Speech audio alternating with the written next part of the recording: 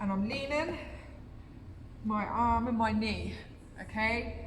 Now what I'm gonna do is I'm gonna shift this leg out the way and reach up this hand. There's 1,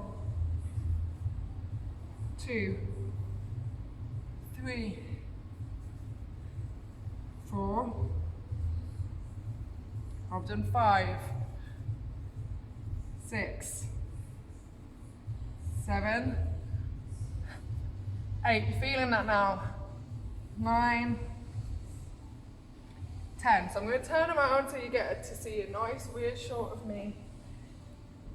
So knee against the wall, foot against the wall. Leaning that arm. 1, 2, 3, 4, 5, 6, 7, 8, 9,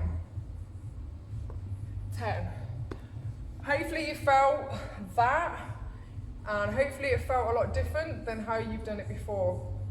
But it's really important to not allow the hips or the body to shift as we're doing those kind of movements. So it is really important that you create tension through that stabilizing arm and knee. You'll feel the tension there. And then also engaging the core. So this is where we pull the shoulders down. Okay, so I'm going to do it away from the wall this time. And I'm going to turn the camera just a little bit, okay?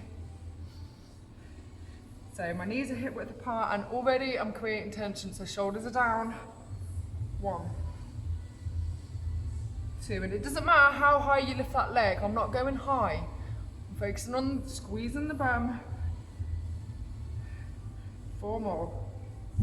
3, 2, 1. I'm going to do the other side. Get that balance. 1, 2, 3,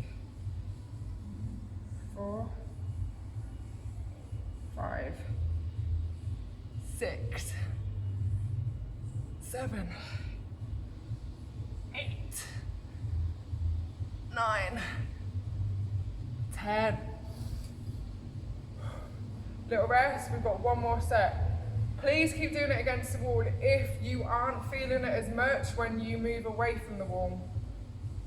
The moment you just think it's just a movement and you're just moving your arm in front and your leg behind, you're losing the whole point of this exercise. Engaging the core, anti-rotation, stability, it's all working together. Okay, so I'll go around to the side just a little bit. So knees underneath the hips, pressing the hands through, locking down, tension through this leg because I'm going to lift this hand. Squeeze. 1, 2, 3, 4, 5, 6, 7, 8, 9, 10. And the other side. 1, 2, 3, 4, 5, 6, 7, 8, 9, 10. Nice and easy, right?